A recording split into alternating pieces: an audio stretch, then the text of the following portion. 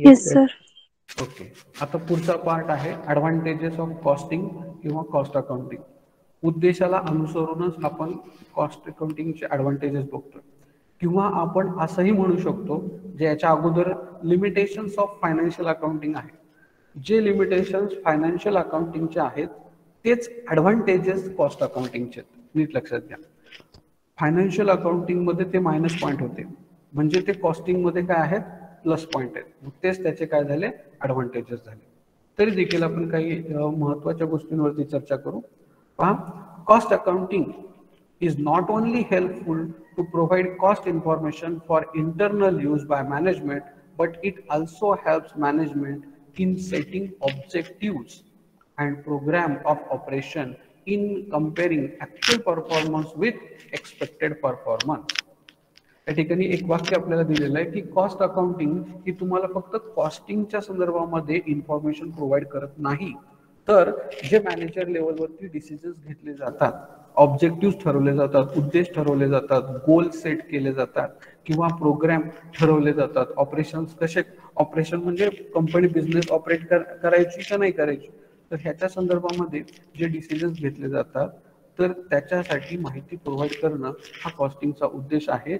आणि नुसती माहिती प्रोव्हाइड करायची नाही, तर त्याचं कंपॅरिझन पण करायचं. आणि ते कंपॅरिझन कसं, ऍक्च्युअल परफॉर्मन्स कंपनीचा किती आहे, कसा आहे, आणि एक्सपेक्टेड परफॉर्मन्स किती, याच्यामध्ये व्हेरिएशन आहे का, हे देखील ठरवणं गरजेचं आहे. पुढचं आहे costing. Cost accounting disclose operating efficiency. Costing किंवा cost accounting disclose operating efficiency किती आहे हे डिस्क्लोज करणं, हे सुद्धा कॉस्टिंगचं काम आहे. Cost accounting helps in decision making. Cost accounting हे डिसिजन मेकिंग मध्ये सुद्धा तुम्हाला काय करत असतं, मदत करत असतं. Cost accounting helps in maximum utilisation of resources. जे काही रिसोर्सेस, जी काही साधनं तुमच्याकडे आहेत, ही जास्तीत जास्त कशी वापरायची की जेणेकरून जास्तीत जास्त तुम्हाला प्रॉफिट होईल, कॉस्ट कमी होईल, याच्यासाठी काय होतं, मदत करत असतं. हा एक फायदा आपल्याला कॉस्टिंगमुळे होतो. तशाच पद्धतीचा आता पुढचा पॉईंट आहे importance of cost accounting. Time काय झालेला, ओके, कंटिन्यू करायचं का? Yes sir. ओके, बघा इम्पॉर्टन्स काय आहेत, जे ॲडव्हान्टेजेस आहेत तसेच इम्पॉर्टन्स आहेत. मॅनेजमेंट लेवलवरती aids in price fixation. Aids म्हणजे मदत करणे किंवा टूल म्हणून वापरणे. प्राइस फिक्सेशनमध्ये कॉस्टिंग महत्त्वाचं आहे. Costing makes comparison possible. कॉस्टिंगमुळे काय होतं, कंपॅरिझन करणं सोपं होतं. Provide data for periodical profit and loss account. जे काय आपण 6 महिन्याला किंवा वर्षाला जे प्रॉफिट अँड लॉस अकाउंट बनवतो, किंवा बऱ्याच वेळा खूप मोठे ट्रान्झॅक्शन असतील तर 3-3 महिन्याला प्रॉफिट अँड लॉस अकाउंट बनवले जातात, तर त्याच्यासाठी लागणारी इन्फॉर्मेशन आपल्याला कॉस्टिंगमधून मिळते. त्यानंतर वेस्टेजेस आर इलिमिनेटेड. म्हणजे बऱ्याच वेळा आपण काय करतो की मॅन्युफॅक्चरिंग होत असताना खूप वाया जातं, प्रोडक्ट वाया जातात, वेस्टेज होतं आणि त्याच्यामुळे लॉस होतो. तर हे वेस्टेज कमी करणं, इलिमिनेट करणं, त्याच्यासाठी सुद्धा कॉस्ट अकाउंटिंग मदत करतं. त्यानंतर aids in determining and enhancing efficiency. Determining आणि इफिशियन्सी डिटरमाइन करणं.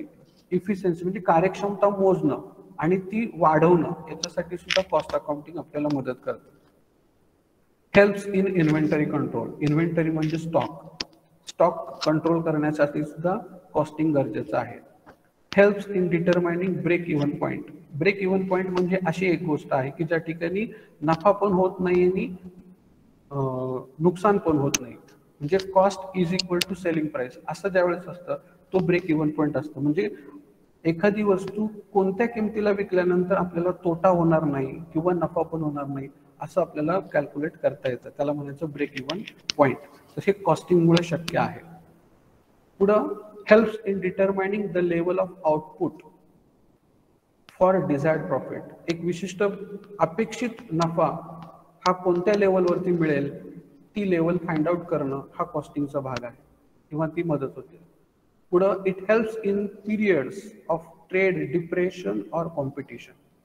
स्पर्धेचा कालावधी जो आपण विचारणार, बाजारपेठेमध्ये असणारी स्पर्धा किंवा मंदी याच्यामध्ये सुद्धा आपल्याला स्पर्धेमध्ये कसं ठेवायला पाहिजे, मंदीमध्ये कसं वस्तूची विक्री करायला पाहिजे हे ठरवण्यासाठी सुद्धा आपल्याला माहिती ही कॉस्ट अकाउंटिंगमुळे मिळते. हे सगळं मॅनेजमेंट लेवलवरती गरजेचं का आहे, तर का मॅनेजरला ते डिसिजन्स घेता येतात म्हणून. कर्मचाऱ्यांच्या दृष्टिकोनातून सुद्धा कॉस्ट अकाउंटिंग गरजेचं आहे, कारण की त्यांनी असं म्हटलेलं आहे की workers are benefited indirectly through increase in consumer goods and directly through continuous employment and large remuneration. वर्कर्सच्या दृष्टिकोनातून म्हणजे कर्मचाऱ्यांच्या दृष्टिकोनातून सुद्धा कॉस्ट अकाउंटिंग का गरजेचं आहे, तर कॉस्टिंगमुळे काय होतं, वस्तूची कमीत कमी किंमत ठेवता येते.